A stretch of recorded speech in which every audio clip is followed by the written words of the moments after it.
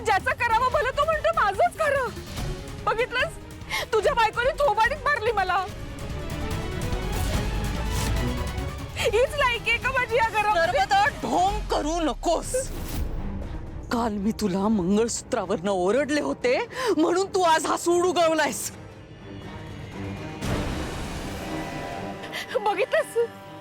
बघितलंस दादा, मी इतकी वाईट आहे खरे. वहिनी, कालचं सगळं मी विसरले, खरंच विसरले मी. पण मंगळसूत्र खाली कसं पडलं आत्या? मला नाही माहिती.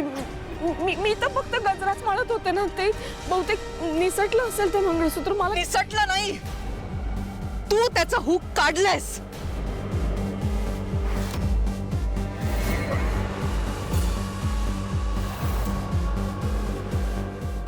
नाही वहिनी. नर्मदा, ते खाली पडून जर का त्याच्यातला खडा फुटला असता ना तर चामडी सोलवाटून काढली असती तुझी. वहिनी,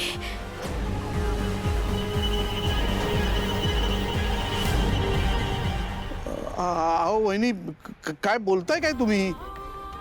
हो, तेच केलं असतं मी.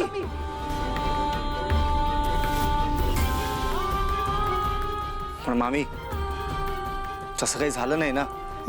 मला कोणीही शिकवायची गरज नाही, कळलं?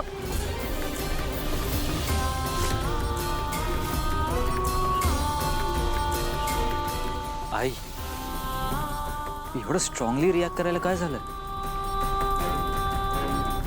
दादा, अथर्व, तुम्हाला सगळ्यांना माहितीच आहे ना, मी वहिनींचा किती आदर करते, तरी त्यांनी माझ्या थोबाडीत भरली.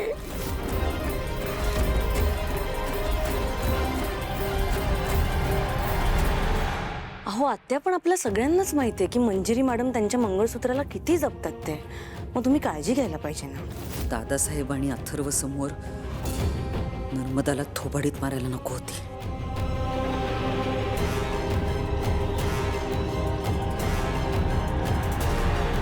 माया, तू सांगतेस त्याप्रमाणे ही गोष्ट या घरात प्रत्येकाला माहिती आहे. फक्त त्याची किंमत सगळ्यांना नाहीये. या मंगळसूत्राचं मोल माझ्या आयुष्यात खूप मोठं आहे. दादासाहेबांनी हे मंगळसूत्र फक्त माझ्या गळ्यात बांधलं नव्हतं, एका पवित्र बंधनाची सुरुवात होती ती.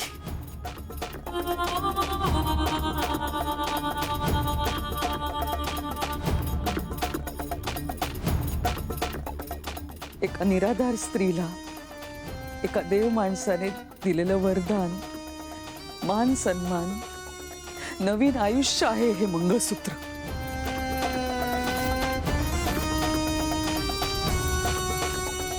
आणि म्हणून जेव्हा हे मंगळसूत्र खाली पडलं तेव्हा माझा राग अनावर झाला. आणि आई, तुझ्या भावना, तुझा राग समजू शकतो मी, पण तू आत्यावर हात उगारायला नको होतास.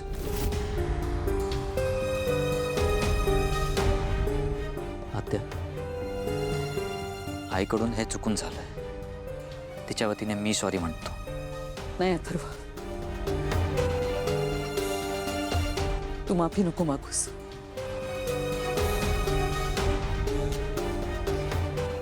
नर्मदा, माझ्याकडून चूक झाली.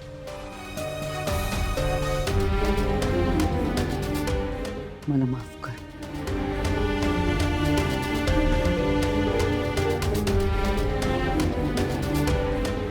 पण तरी सुद्धा तू हे मंगळसूत्र मुद्दामून खाली पाडायला नको होतस.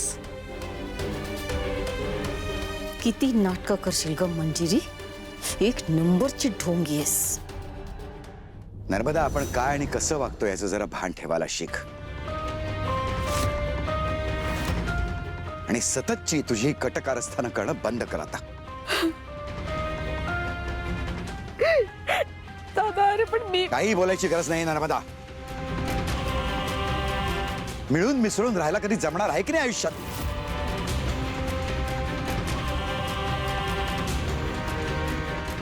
त्या मीराकडे बघा आणि शिका काहीतरी.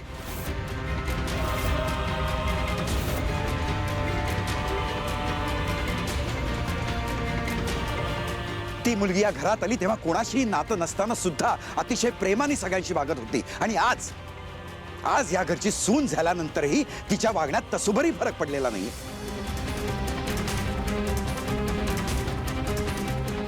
सगळेच जरा शिका त्या मीराकडून काहीतरी.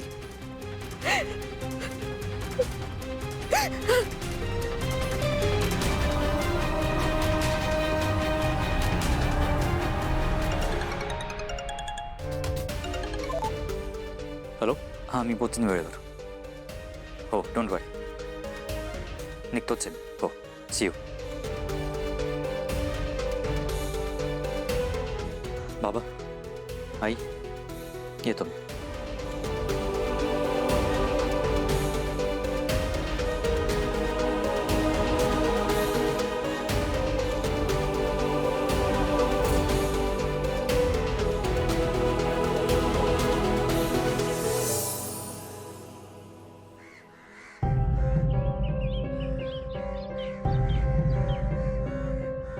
तुला मोबाईल ठेवून अशी कुठे गेली असेल?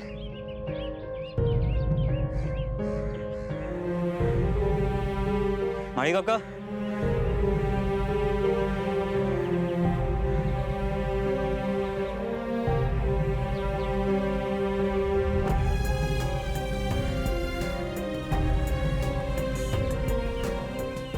काका मीरा दिसली का? साहेब, मला पाणी आणायला सांगून ती कुठे गेली मला माहित नाही. हो, पण जायच्या आधी तिने काहीतरी सांगितलं असेल तुम्हाला. साहेब, खरंच तिनं मला काही सांगितलं नाही हो. ठीक आहे काका, हरकत नाही. तुम्ही तुमचं काम करा.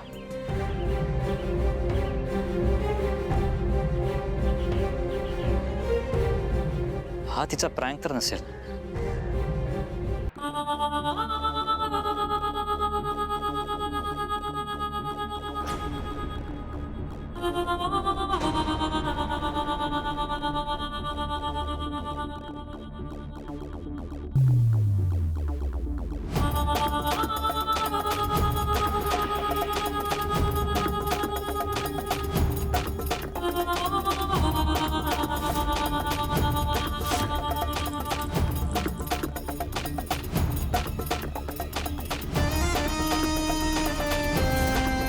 तू शक्तिहीन नाहीस.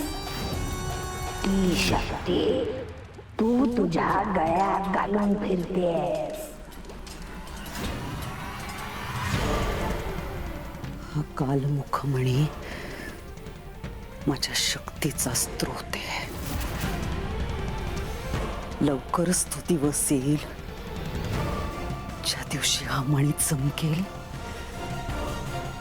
आणि मला माझी शक्ती परत मिळेल. आणि त्या दिवशी मी एकेकाचा हिशोब करेन. सगळ्यात आधी नर्मदा, तुझा